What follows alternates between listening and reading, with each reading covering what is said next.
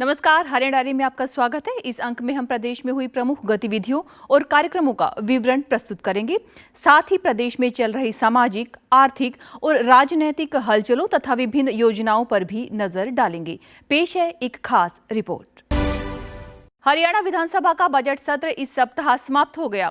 13 दिनों तक चले इस सत्र में 13 बैठकें आयोजित हुई, जिनमें लगभग 55 घंटे तक प्रदेश के विभिन्न मुद्दों पर सकारात्मक और सार्थक चर्चा हुई। बजट सत्र 2026-27 की समाप्ति पर मुख्यमंत्री नायब सिंह सैनी ने चंडीगढ़ में आयोजित पत्रकार वार्ता में कहा कि सत्र के अंतिम दिन 5 विधेयक पारित किए गए, जिनमें हरियाणा विनियोग विधेयक 2026, हरियाणा पुलिस संशोधन विधेयक 2026, हरियाणा राजकोषीय उत्तरदायित्व तथा बजट प्रबंधन संशोधन विधेयक 2026 तथा हरियाणा नगरीय क्षेत्र विकास तथा विनियमन संशोधन विधेयक 2026 तथा हरियाणा परियोजना भूमि समेकन विशेष उपबंध संशोधन विधेयक 2026 शामिल हैं। उन्होंने बताया कि सत्र के दौरान 3 महत्वपूर्ण प्रस्ताव सर्वसम्मति के साथ पारित किए गए, जिनमें आवासन बोर्ड को भंग करने, सफाई कर्मचारी नियोजन एवं शुष्क शौचालय निर्माण अधिनियम 1993 के निरसन तथा जीएसटी से जुड़े टैक्स ढांचे में संशोधन शामिल हैं। इस बजट सत्र के दौरान 3 प्रस्ताव सर्वसम्मति से पारित किए गए। 1993 का निरसन और जीएसटी के तहत टैक्स स्लैब में किए गए सराहनीय संशोधन। सदन में विकसित भारत जी राम जी योजना के प्रावधानों के बारे में भी जनता और ग्रामीण मजदूरों में व्यापक शंका पर भी चर्चा की गई। मुख्यमंत्री ने आगे कहा कि विधानसभा में कांग्रेस की भूमिका निराशाजनक रही। कांग्रेस विधायकों ने सदन में मुद्दे तो उठाए, लेकिन जब जवाब देने का समय आया तो सदन को छोड़कर चले गए। मुख्यमंत्री ने 16 मार्च को हुए राज्यसभा चुनाव को लेकर भी कांग्रेस पर निशाना साधा। उन्होंने कहा कि प्रदेश में ऐसा पहली बार देखने को मिला है कि किसी पार्टी का शीर्ष नेतृत्व ही पोलिंग एजेंट की भूमिका में नजर आ रहा है। देखिए, मैं तो इसके बारे में नहीं जानता कांग्रेस के अंदर क्या खिचड़ी पक रही है, मैं नहीं इसके बारे में जानता, परंतु इतना जरूर पता है कि मैंने पहली बार इतिहास में देखा है कि प्रदेश का प्रभारी पोलिंग एजेंट बन करके बैठ गया। प्रदेश का 2 बार का मुख्यमंत्री पोलिंग एजेंट बन के बैठ गया। ना तो राहुल को अपने लोगों पर विश्वास है, ना राहुल ने जिसको भेजा है यहां पर प्रभारी बना करके उसके ऊपर किसी को विश्वास है, क्योंकि कांग्रेस अब कमजोर हो चुकी है बहुत ज्यादा। राज्यसभा चुनाव में भाजपा के संजय भाटिया और कांग्रेस के करमवीर बोध ने जीत दर्ज की। वहीं निर्दलीय प्रत्याशी सतीश नांदल एक वोट से चुनाव हार गए। मुख्यमंत्री नायब सिंह सैनी ने संजय भाटिया और करमवीर बोध को चुनाव जीतने पर शुभकामनाएं देते हुए कहा कि दोनों प्रदेश के विकास में अहम भूमिका निभाएंगे। राज्यसभा चुनाव पर देखिए ये खास रिपोर्ट। हरियाणा में हुए राज्यसभा चुनाव की 2 सीटों पर कांटे की टक्कर देखने को मिली। ये सीटें बीजेपी की किरण चौधरी और रामचंद्र जांगड़ा के रिक्तियों को भरेगी। इनका कार्यकाल 9 अप्रैल 2026 को समाप्त हो रहा है। संख्या बल के आधार पर शुरू में मुकाबला सीधा लग रहा था, लेकिन सत्ता के गलियारों में हलचल तब मची जब मैदान में 3 चेहरों की एंट्री हुई। बीजेपी ने जहां अपने अनुभवी नेता और पूर्व सांसद संजय भाटिया पर दांव लगाया, तो वहीं कांग्रेस ने अपने दलित चेहरे करमवीर बोध को उतारकर मुकाबले को जातीय और राजनीतिक दोनों स्तर पर धार दे दी। लेकिन इस पूरी कहानी में असली ट्विस्ट आया सतीश नांदल के नामांकन से। बीजेपी नेता होते हुए भी नांदल ने निर्दलीय के तौर पर पर्चा भरकर इस चुनाव को त्रिकोणीय बना दिया। ये नेता प्रतिपक्ष के खिलाफ 3 बार चुनाव लड़ चुके हैं। 90 विधायकों वाले सदन में जीत की दहलीज तक पहुंचने के लिए कोटा फॉर्मूला निर्धारित किया गया था।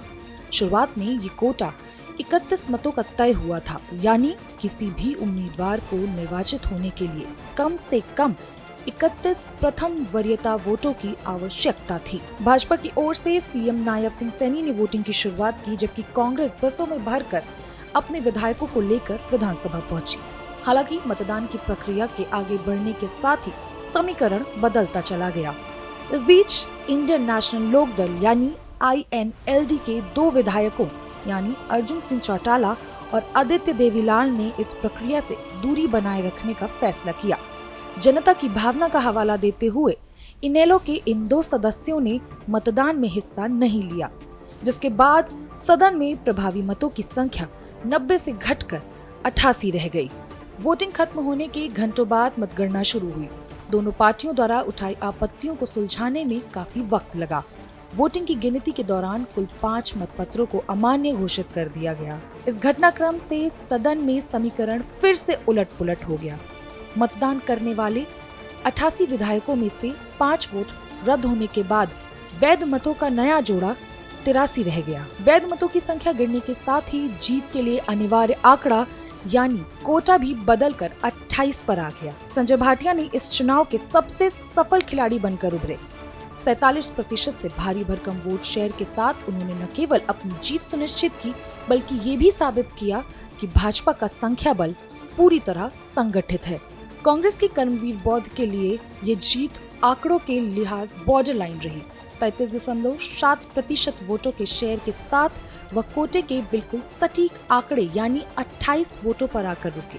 निर्दलीय उम्मीदवार सतीश नांदल भले ही 19.3% वोट पाकर हार गए, लेकिन उन्होंने मुकाबले को त्रिकोणीय बनाकर विपक्ष की धड़कनें बढ़ा रखी थी। हरियाणा के मुख्यमंत्री नायब सिंह सैनी ने मीडिया से मुखातिब हुए और दोनों दलों के विजयी उम्मीदवारों को अपनी शुभकामनाएं दी। संजय भाटिया जी और कर्मवीर बौद्ध जी, मैं दोनों को बहुत बहुत शुभकामनाएं और बधाई देता हूं।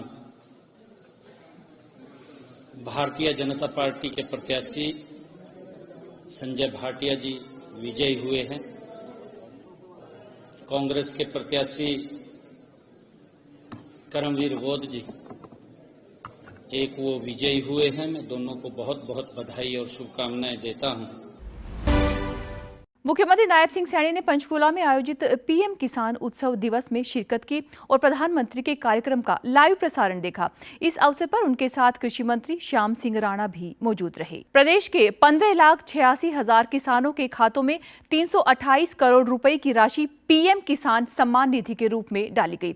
इसके बाद मीडिया से बातचीत करते हुए मुख्यमंत्री ने पीएम मोदी का आभार जताते हुए कहा कि यह वित्तीय सहायता देश के किसानों को दिए गए भरोसे का प्रमाण है।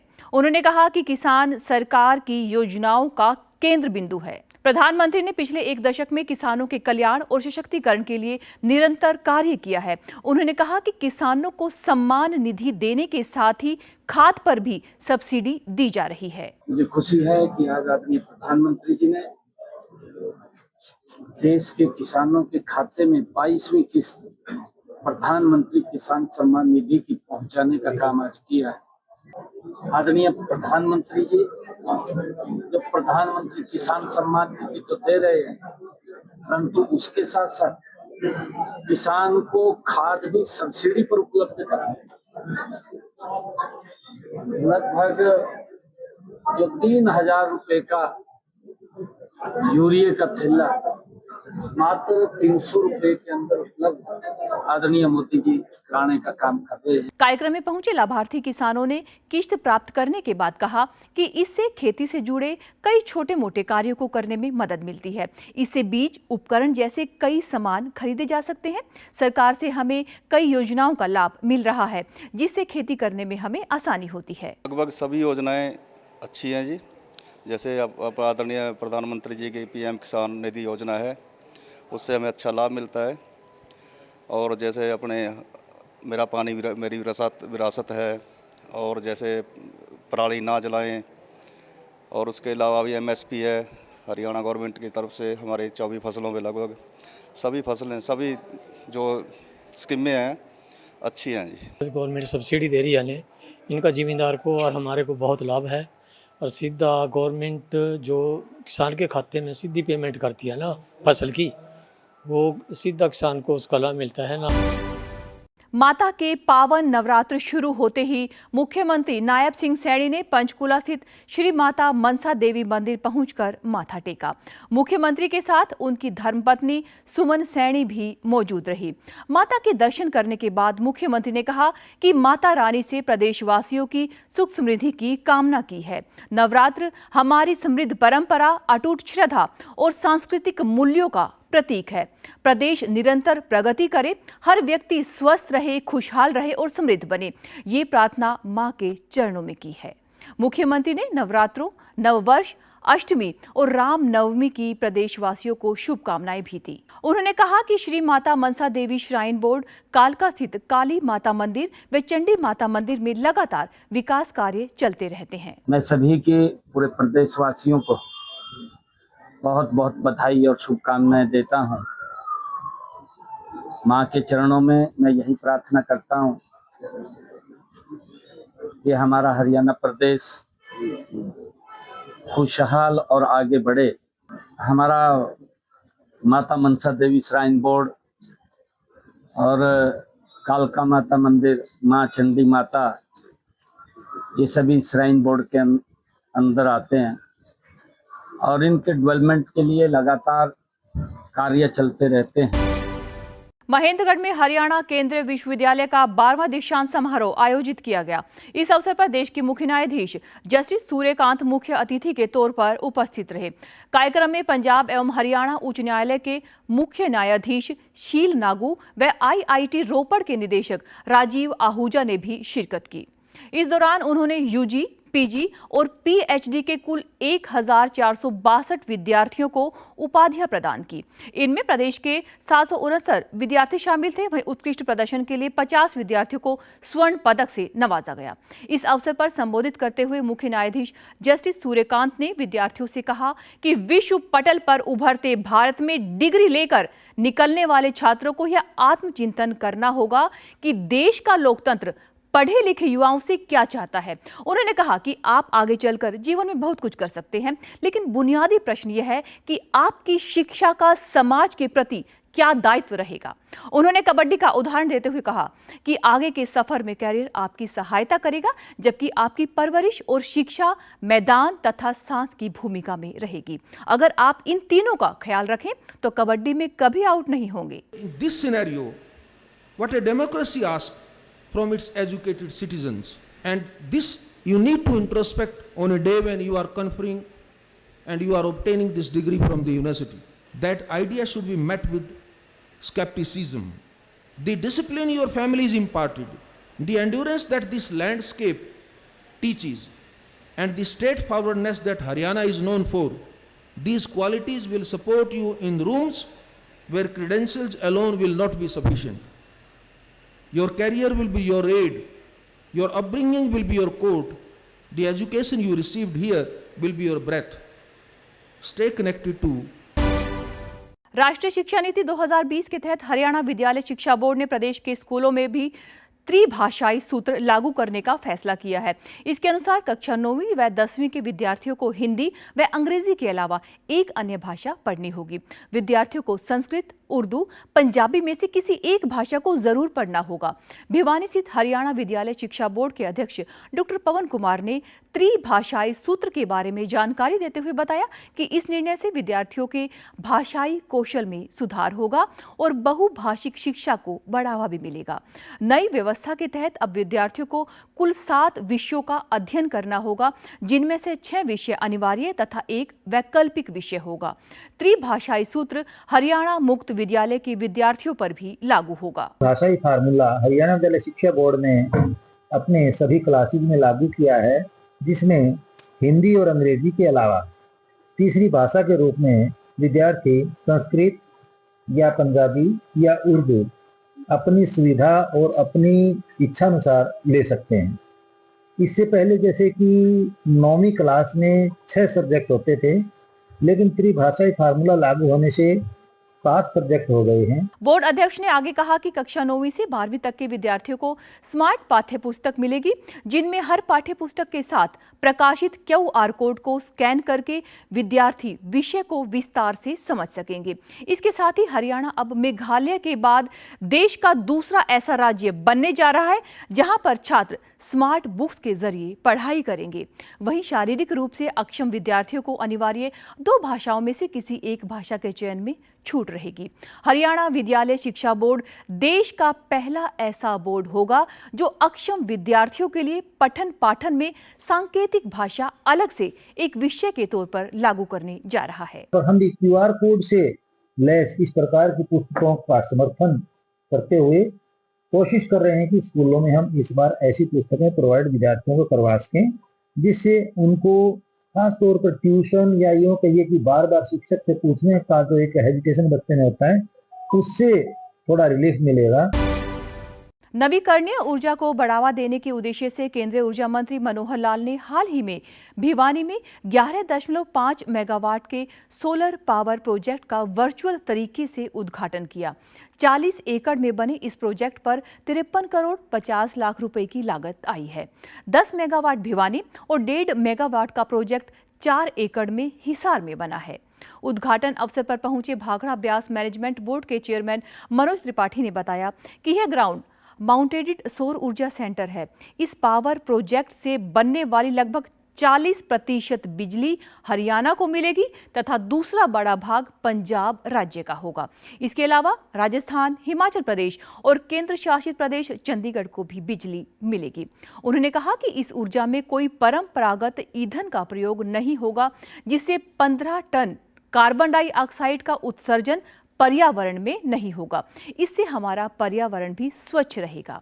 इस मौके पर ऑनलाइन माध्यम से केंद्रीय ऊर्जा मंत्री मनोहर लाल ने इस सोलर प्रोजेक्ट से जुड़े इंजीनियरों से बातचीत करके गहनता से जानकारी भी ली। ये भिवानी का सब स्टेशन है हमारा, और इस सब स्टेशन में और हिसार के सब स्टेशन में 2 सब स्टेशनों में हमारा एक 11.5 मेगावाट का ग्राउंड माउंटेड सोलर प्लांट लग रहा है।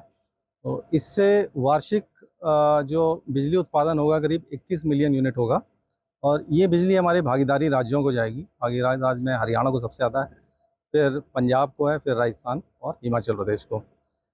और BBMB पूर्णतः ही जो है ना स्वच्छ ऊर्जा का उत्पादन करती है। हमारा हाइड्रो और सोलर से उत्पादन होता है। तो ये पहल जो है कार्बन डाइऑक्साइड भी बचाती है। केंद्रीय मंत्री विपुल गोयल ने फरीदाबाद में कूड़ा उठाने वाली 20 नई गाड़ियों को हरी झंडी दिखाकर रवाना किया। उन्होंने कहा कि नई गाड़ियों के आने से शहर में सफाई व्यवस्था और भी बेहतर होगी और आने वाले 1 या 2 महीने में शहर में बड़ा परिवर्तन देखने को मिलेगा। उन्होंने कहा कि शहर को साफ सुथरा बनाने के लिए रात के समय सफाई का कार्य शुरू किया गया है। वहीं शहर की मेयर ने कहा कि शहर को स्वच्छ व सुंदर बनाने के लिए कई कदम उठाए जा रहे हैं। फरीदाबाद के विकास के लिए चाहे स्वच्छता की बात हो, हमने बहुत बड़ी कानूनी लड़ाई लड़के जो इस स्वच्छता के लिए कीकोगिरी जैसी कंपनी जो आई थी, जिसने फरीदाबाद के सौंदर्य को खराब करने का काम किया संवारने की बजाय, उसको निकालने में और परिवर्तन लाने में, नए टेंडर को इम्प्लीमेंट करने के लिए बढ़िया कंपनियां हैं। मार्केट्स के अंदर और सोसाइटीज़ के अंदर, सेक्टर्स के अंदर निरंतर चलता रहता है। अभी हमने आज सिर्फ 20 गाड़ियाँ आपके सामने थी, अन्यथा हमने बहुत सी गाड़ियों के ऑर्डर किए हुए आ भी चुकी हैं, जो कि डोर टू डोर कलेक्शन के लिए लगाई गई हैं। और जहाँ जहाँ भी शहर में कूड़ा दिखाई देता है वो निरंतर उसको उठाती रहती है। सर्वाइकल कैंसर के वर्ष 2024-25 में लगभग 78,000 मामले सामने आए और लगभग 42,000 महिलाओं को इस बीमारी से मौत हुई। सर्वाइकल कैंसर से बचाव के लिए 28 फरवरी को प्रधानमंत्री नरेंद्र मोदी ने ह्यूमन पैपिलोमा वायरस वैक्सीन लगाने का देशव्यापी अभियान शुरू किया है। शोध में सामने आया है कि HPV वैक्सीन से 65 से 90% तक सर्वाइकल कैंसर से बचाव होता है। यह जानकारी राष्ट्रीय स्वास्थ्य मिशन के निदेशक डॉक्टर वीरेंद्र यादव ने पंचकुला में दी। उन्होंने बताया कि HPV वैक्सीन 14 साल की बच्चियों को लगाई जा रही है ताकि उन्हें सर्वाइकल कैंसर ना हो। यह वैक्सीन पिछले 15 सालों से लगाई जा रही है और विश्व स्वास्थ्य संगठन ने इसको सुरक्षित बताया है। अभी तक देश और दुनिया में करोड़ों महिलाओं को ये वैक्सीन लगाई जा रही है। जैसा कि आप सभी जानते हैं कि पिछले 28 तारीख को यानी 28 फरवरी को माननीय प्रधानमंत्री जी ने HPV वैक्सीन समस्त भारतवर्ष में 14 साल की महिलाओं के लिए या बच्चियों के लिए जो है हमारी उनके लिए लॉन्च की थी। और HPV vaccine basically cervical cancer की प्रोटेक्शन के लिए इस्तेमाल की जाती है। ये कोई नई वैक्सीन नहीं है, ये पिछले 15 सालों से वैक्सीन दी जा रही है। राष्ट्रीय स्वास्थ्य मिशन के निदेशक ने आगे कहा कि HPV वैक्सीन प्रदेश की सभी अस्पतालों, सामुदायिक व प्राथमिक स्वास्थ्य केंद्रों पर निःशुल्क में उपलब्ध है। अब तक 4000 किशोरियों को ये वैक्सीन दी जा चुकी है और लगभग 3 लाख किशोरियों को ये वैक्सीन लगाई जाएगी। उन्होंने बताया कि HPV इंजेक्शन से सर्वाइकल कैंसर यानी कि गर्भाशय के निचले हिस्से में होने वाले कैंसर से बचाव होगा। ये वैक्सीन 100% तक सुरक्षित है और इसका कोई साइड इफेक्ट नहीं है। विश्व के 160 देशों में किशोरियों को ये वैक्सीन लगाई जा रही है। उन्होंने कहा कि वैक्सीन खाली पेट ना लगवाएं। मामूली साइड इफेक्ट्स किसी भी इंजेक्शन से जो वैक्सीन के द्वारा या वैक्सीन लगाई जाती है उसमें इंजेक्शन से वो संभव है। खास करके रेडनेस हो सकती है, जहाँ इंजेक्शन साइट पे होता है वहाँ स्वेलिंग हो सकती है यानी लाली या सूजन जो इसको कहते हैं, या वहाँ जहाँ इंजेक्शन लगता है वहाँ इन्फेक्शन हो सकता है। वो ना केवल HPV बल्कि वो किसी भी कॉमन इंजेक्शन से जो चाहे वैक्सीन के लिए ना भी यूज किया जाए उस जगह भी ये पॉसिबल है। केंद्र सरकार ने गेहूं और धान की खरीद में शामिल आढ़तियों और सरकारी समितियों को मिलने वाले कमीशन में बढ़ोतरी की है। कमीशन में बढ़ोतरी से कैथल के आढ़ती बेहद खुश हैं। आढ़ती कमीशन बढ़ाए जाने की मांग कर रहे थे, जिसे केंद्र सरकार ने बढ़ा दिया है। कमीशन बढ़ने के बाद आढ़तियों ने प्रधानमंत्री नरेंद्र मोदी का धन्यवाद किया है। हरियाणा के आढ़तियों को 2026-27 रबी विपणन सत्र में गेहूं की खरीद करने पर 50 रुपये 75 पैसे प्रति क्विंटल कमीशन मिलेगा, जो पहले 46 रुपये प्रति क्विंटल था। धान की खरीद के लिए आढ़तियों का कमीशन 45 रुपये 88 पैसे से बढ़ाकर 50 रुपये 61 पैसे प्रति क्विंटल किया गया है। अनाज मंडी आढ़ती एसोसिएशन के अध्यक्ष श्याम बहादुर खुरानिया सहित अन्य आढ़तियों ने कहा कि लंबे समय से आढ़तियों द्वारा कमीशन की दरों में वृद्धि करने की मांग की जा रही थी, जिसे सरकार ने मानकर बड़ी राहत दी है। हमारी 2.5% हुई थी, 2%। उसके बाद आज तक बंसीलाल के टाइम से लेकर आज तक हमारी किसी ने कोई सुनाई नहीं की, जो कि आज हमारे आदरणीय प्रधानमंत्री जी मोदी जी ने आढ़तियों की तरफ देख के आढ़तियों की कमीशन बढ़ाई है। इसलिए देख के भी आढ़तियों को कभी आज तक कुछ नहीं मिला। खुशी है, प्रधानमंत्री की वजह से हमारी आढ़त बढ़ी है। पहले किसी भी सरकार ने हमारी सुनाई नहीं की, इस वास्ते हम प्रधानमंत्री का शुक्रिया अदा करते हैं। गेहूं की फसल पकने लगी है और प्रदेश में 1 अप्रैल से मंडियों में गेहूं की खरीद शुरू हो जाएगी। गेहूं की कटाई के बाद फसल अवशेष का प्रबंधन करना बड़ी चुनौती होगा, क्योंकि किसान फसल अवशेष को जला देते हैं, जिससे वायु प्रदूषण होता है। पलवल में कृषि एवं किसान कल्याण विभाग ने फसल अवशेष प्रबंधन को लेकर तैयारियां शुरू कर दी हैं। कृषि विभाग के सहायक तकनीकी प्रबंधक ने बताया कि फसल कटाई के बाद अवशेषों को जलाना कानूनन अपराध है। फसल अवशेष जलाने से वातावरण प्रदूषित होता है, जिससे कि स्वास्थ्य पर बुरा असर पड़ता है। इसके अलावा खेत में आग लगाने से भूमि के मित्र कीट मर जाते हैं, जिससे मिट्टी की उपजाऊ शक्ति कम हो जाती है। प्रशासन ने चेतावनी दी है कि यदि कोई भी व्यक्ति फसल अवशेष जलाते हुए पाया गया तो उसके विरुद्ध भारतीय नागरिक नियमावली 2023 की धारा 223 और वायु बचाव एवं प्रदूषण नियंत्रण अधिनियम 1981 के प्रावधानों के तहत कड़ी कार्यवाही की जाएगी। फसल अवशेष प्रबंधन के लिए 163 धारा लगा रखी है, जिससे जो कि एक ऑफेंस है, और साथ में पर्यावरण पोल्यूशन को रोकने के लिए भी हमारे द्वारा जो है दिए गए दिशा निर्देशों को CAQM के माध्यम से आगे प्रसारित किया जाएगा। किसानों को जागरूक किया जाएगा कि अपने खेतों में आगजनी ना करें। गेहूं में सरसों की खरीद को लेकर मार्केट कमेटी पलवल ने अनाज मंडी में व्यापक इंतजाम किए हैं। Market committee chairman Pankaj Virmani ने बताया कि गेहूं की सरकारी खरीद 1 अप्रैल से और सरसों की खरीद 28 मार्च से शुरू होगी। मंडी में फसल को लेकर आने वाले किसानों के गेट पास काटने के लिए सभी व्यवस्थाएं पूरी कर ली गई हैं। किसानों की मदद के लिए हेल्प डेस्क बनाए गए हैं और पीने के स्वच्छ पानी की व्यवस्था भी की गई है। किसानों को अच्छा व सस्ता भोजन भोजन उपलब्ध कराने के लिए अटल किसान मजदूर कैंटीन खोली गई है, जहां 10 रुपए में किसानों को भोजन की थाली उपलब्ध कराई जा रही है। बता दें कि केंद्र सरकार ने रबी विपणन सीजन 2026-27 के लिए गेहूं के न्यूनतम समर्थन मूल्य में 160 रुपए प्रति क्विंटल की बढ़ोतरी की है तथा 2,585 रुपए प्रति क्विंटल मूल्य निर्धारित किया है। वहीं सरसों का एमएसपी 6200 रुपए प्रति क्विंटल निर्धारित किया गया है, जबकि पीली सरसों एमएसपी से ज्यादा दाम पर बिक रही है। गेहूं के दामों में की गई बढ़ोतरी से किसान बेहद खुश हैं। पिछली बार हमारा 2425 रुपए की खरीद करते थे, अब की बार गवर्नमेंट ने इसको 160 रुपए प्रति बढ़ा के 2585 रुपए गेहूं दर करा है और किसानों को उचित मूल्य मिले, इसके लिए हम पूरा प्रयास करेंगे। किसी को कोई दिक्कत ना आए, किसान जो भी आएगा, यदि किसी किसान को कोई दिक्कत आती, किसी भी तरीके की परेशानी आती, वो हमसे आके मिले। सरकार ने जो हमारी ये गेहूं के समर्थन मूल्य 160 रुपये की जो वृद्धि की है, ये सरकार का बहुत सराहनीय कदम है और इससे हम किसान बहुत ज़्यादा खुश हैं। जो सरकार ने हमारी जो हरियाणा सरकार है उसने गेहूं के रेट को जो मैक्सिमम प्राइस है उसमें 160 रुपये की वृद्धि करके किसानों के लिए एक बहुत ही अच्छा कार्य किया है।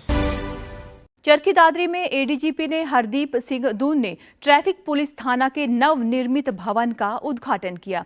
इस दौरान उन्होंने अधिकारियों को निर्देश दिए कि लंबित पड़े सभी मामलों का निपटारा जल्द से जल्द किया जाए। उन्होंने कहा कि प्रदेश में कानून व्यवस्था मजबूत है और अपराधियों के लिए प्रदेश में कोई जगह नहीं है। एडीजीपी ने बताया कि साइबर फ्रॉड को रोकने के लिए अब पुलिस और बैंक अधिकारी कंधे से कंधा मिलाकर काम करेंगे। इस तालमेल से ठगी की राशि को तुरंत फ्रीज करने और अपराधियों को जल्द पकड़ने में मदद मिलेगी। इसके लिए विभाग ने एक विशेष हाईटेक तकनीकी टीम तैयार की है। उन्होंने बताया कि सुरक्षा व्यवस्था को अभेद्य बनाने के लिए शहरी और ग्रामीण दोनों क्षेत्रों में हाईटेक सीसीटीवी कैमरे लगाए जाएंगे। जहां पर पुलिस मौजूद नहीं होगी, वहां पर कैमरे पुलिस की तीसरी आंख बनकर पल पल की निगरानी करेंगे। आज इस ट्रैफिक थाने का जो उद्घाटन हुआ है, इसके लिए मैं एचपीएससी के जो ऑफिसर्स हैं उनको भी मुबारकबाद देता हूं और एसपी साहब को भी और डीसी साहब का भी मैं धन्यवाद करता हूं कि वो यहाँ पे आए। टीवी कैमरा का भी एसपी साहब ने पूरा जिले के बारे में बताया। कुछ समय पहले डीजी हरियाणा श्री अजय सिंघल ने सर ने एक फोकस दिया है कि सभी जगह सीसीटीवी बढ़ाए जाए। हरियाणा डायरी में आज के लिए इतना ही। नमस्कार।